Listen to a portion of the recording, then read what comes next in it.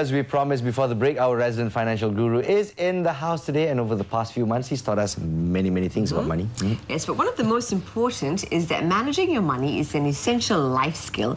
And once you know what you're doing, it really isn't so difficult. Very true. Practice makes perfect. So today, Mr. Yap Ming Hui joins us once again to give us not just one, but 6 very good reasons why you should cope well with your cash. So it's over to you, Mr. Yap. Thank you, Nas and Joanne. Good morning, fellow Malaysians. You're now watching Financial Freedom Minutes with Yap Ming Hui again. Now, today, I want to talk about the 6 reasons why you should manage your money properly. Now, a lot of people, they like to ask me, Mr. Yap, do I need to manage your money? I thought I can just focus on making my money. If I make more money, then I wouldn't have any money problem anymore. Now, I must say, I totally disagree with that. And today, I want to answer these questions once and for all in front of NTV7. Now, what are the 6 reasons? Number 1 reason will be you want to protect yourself and your family against financial risk. As you can see, in money making, you will face quite a number of risks like injury, illness, death, and disability.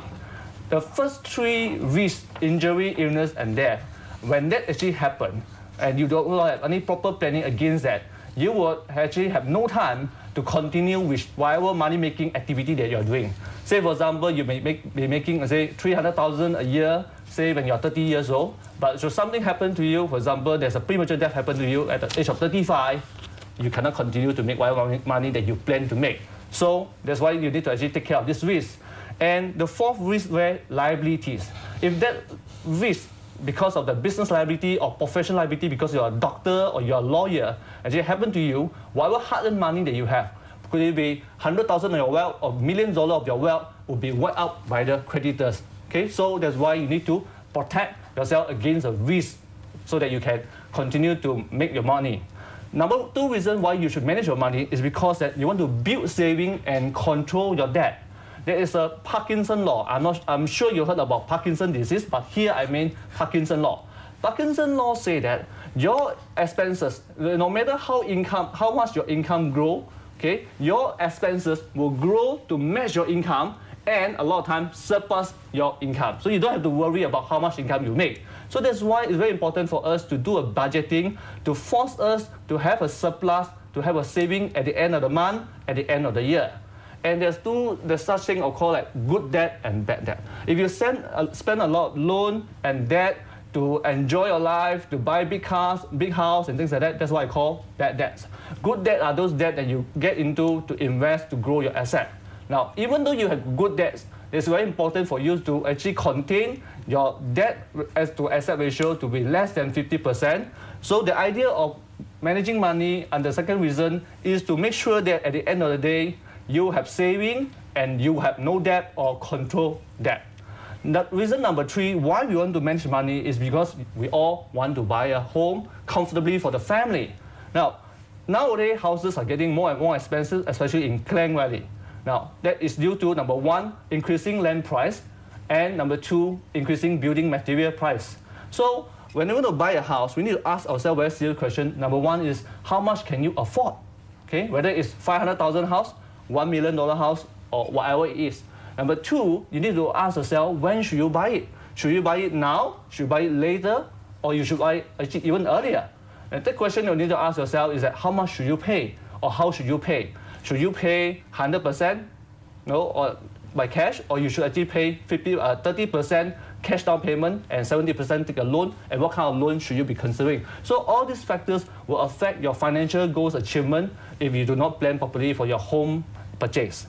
Reason number 4 why you should manage money properly is because you want to be able to retire when you want to retire and in the style that you want. Now, I'm not so sure that you know that more than 70% of the EPF contributors finish all their EPF withdrawal within 3 years after withdrawing the money.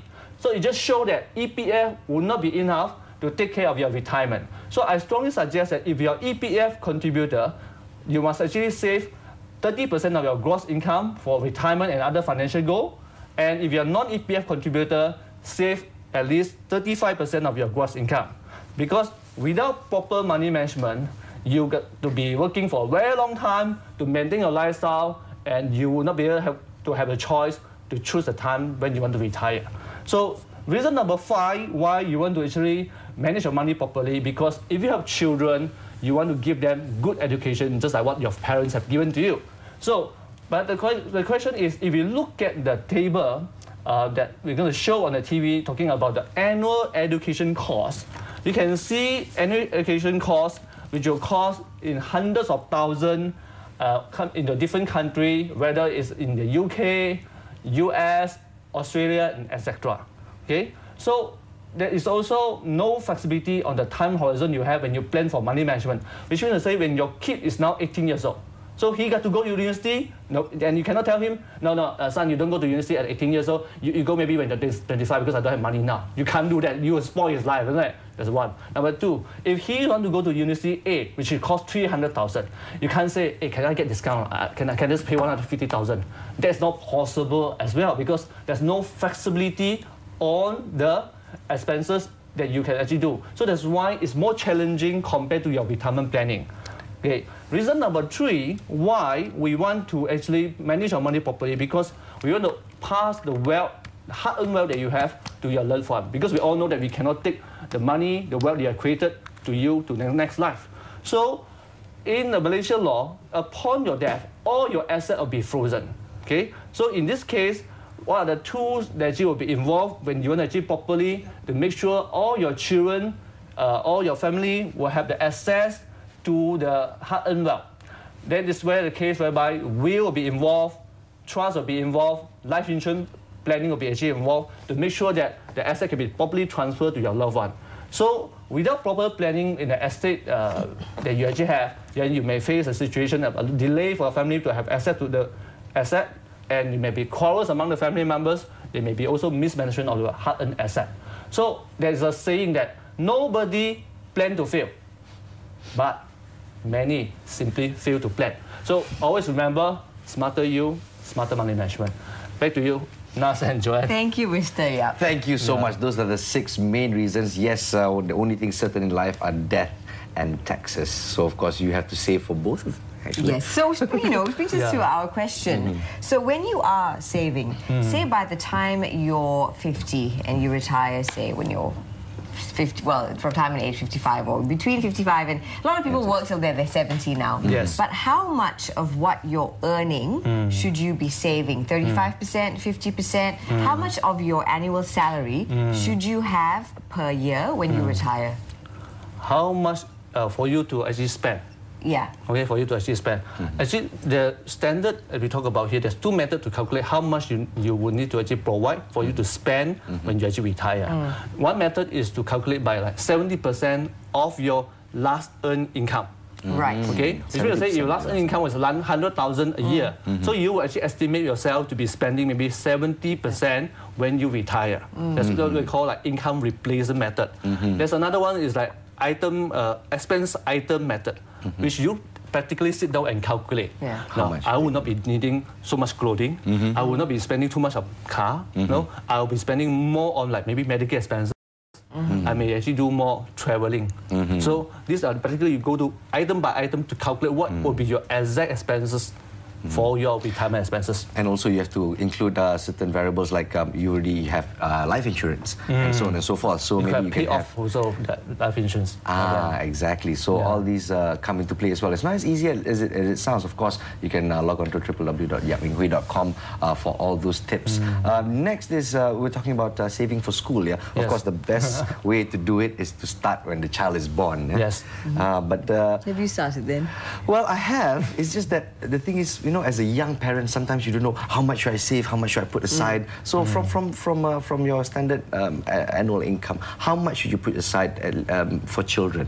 It doesn't matter how many children you have. You want to spread it equally, but you don't earn as much. So how much is the percentage? I would. That's why you are very right to say that to calculate how much you need for the to save for one particular child's university education is actually not so straightforward. Like say you save 30% of your income or things like that. Exactly. It's not so straightforward. So that's why on my website I has got a table that I showed on the TV just now as to which country you intend to send your children to. Wow. Whether it's Australia, UK, US, Canada, or etc. Profession also got Yes. doctor, engineer, whatever. Yeah, we also actually put a multiple. So if you want to actually take engineering, you may need to times the fee and expenses by maybe 1.5 times. Because normally those engineering costs actually is more expensive than maybe a computer science or maybe a business degree. That's one. So you go to the table to find out that how much would you need. So it could be say 300,000 by the time the child reach maybe 18 years old. Next, I also have a template at the website, which is called how much should you save to accumulate the 300,000. Okay, so basically you can use a template to calculate. So by the time your son actually reach 18 years old, how much you should be, now your son is maybe 2 years old, how much you should be saving every month. So you should need to save 1,000 per month, every month, growing at maybe 8% until 18 years old. Wow, so there's a lot of projections here. Although, I mean, you've just had a newborn, but you already have to start thinking, okay, what if he wants to be a doctor? What if he wants to be an engineer? Not only that, I mean, kindergarten is expensive these days. Exactly. You want to figure out, I mean, you want to send it for private kindergarten, you want to send them for private school or government school or residential school. So all this, that means you have to chart your son or daughter's life since they were born? Yeah. Is that what you're trying to say? Increasingly, then you may actually ask, like, those days, our parents, I mean, they don't seem to be doing such a sophisticated calculations. Top shop money was 50 cents. Yeah, there you go. So, but why do we need to do that? But if you actually examine further, we can see that nowadays, especially those people or us who live in KL, we have got much more sophisticated needs and wants. You know, like you say, kindergarten, nursery, private school. Some of my clients even talk about international schools. You know? So when you have got this additional needs, which those days we all go to where? National school. One high. 1 month also, maybe 20 ringgit can count him everything. Yes, but this is where the challenges of managing money become much more complex nowadays because our needs and wants becoming more and more expensive. Right. Yeah. The other thing that you talk about in the 6 reasons why you should manage your money is to buy a home. Now, we have had various debates about whether this is really an investment. Okay. Right? Yeah. Is it a guarantee that the price of your home will, you know, appreciate in the future? Now, there is a different consideration when you between buying a home and buying a property for investment. Right. Now, when you have to buy a home, you would want to consider less about how much is the appreciation, whether how much rental you'll be getting, because it will be quite less relevant to you. Right, so this just have a roof over your head. Roof so over your head, comfortable, make sure your spouse love it, your children like it, so good for them to grow. It's all a matter of the heart. It's a matter of heart. You feel perfectly comfortable with that. But when it comes to a property investment, you should not confuse yourself. Some people, when they want to buy properties, they say, I'm supposed to look for property for investment, I want to look for capital appreciation, I want to look for actually rental potential and all these things. But at the end of the day, say, never mind lah. At the end of the day, if I don't get this capital appreciation, this rental also, I will stay. I'll move in to stay. Now that's where they will confuse between buying the property and buying a home. So if you always think that you end up buying the property, if you tak jadi, you know, not working in the investment, I can stay, then you end up having many homes. No, and then this home will not be giving you proper capital appreciation and rental income because you're not very objective. You keep asking what you want. You should be asking, now if I want to rent this property to a Japanese expatriate, now what would be the thing? What color they like? What kind of style they want? So ask them, not you. So you can't manage or go into property as per your expectations because you'll have different expectations from other people. Definitely. So what are the main components we should be looking at? Are we when we talk about appreciation? Area, of course. We talk about infrastructure. We talk about maybe a shopping complex nearby, or we talk about a park that's nearby. All these things come into play. Yeah, of course. So that's why you need to be very tenant-centric. Tenant-centric. You need to know, there's some of our clients who actually do very well in the property investment. They even know that they are targeting definitely not local. Because some of the property they invested in local cannot afford. Okay? Number two, you get to be also expatriate.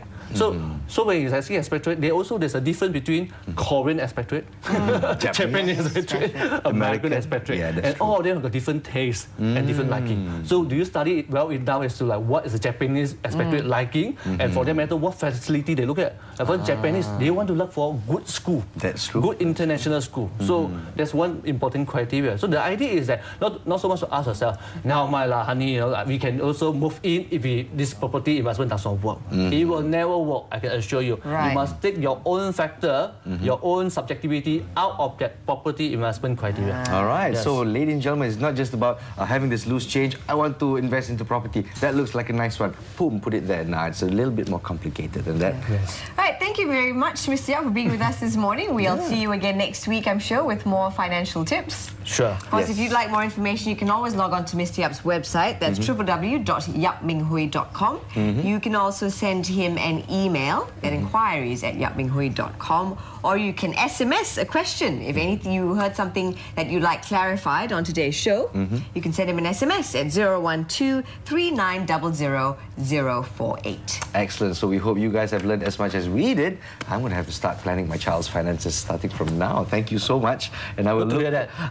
I'll look at the table, of course, the different universities, the different career paths. Oh my God, I'm having a headache already, Joe. Oh no. Yeah, Nas, maybe we want to actually get the audience also to log on to the yapminghui.com to access to that university Template, course yeah? template. Right. So they will know exactly, or roughly, how much would it be costing. Because a lot of people may underestimate how much would it cost. Oh, okay. Not a good place for underestimation when it comes to your child's education. Yes. Once again, thank you so much, Mr. Yap Ming Hui. And we're going to take a break right here on The Breakfast Show, this show worth waking up for.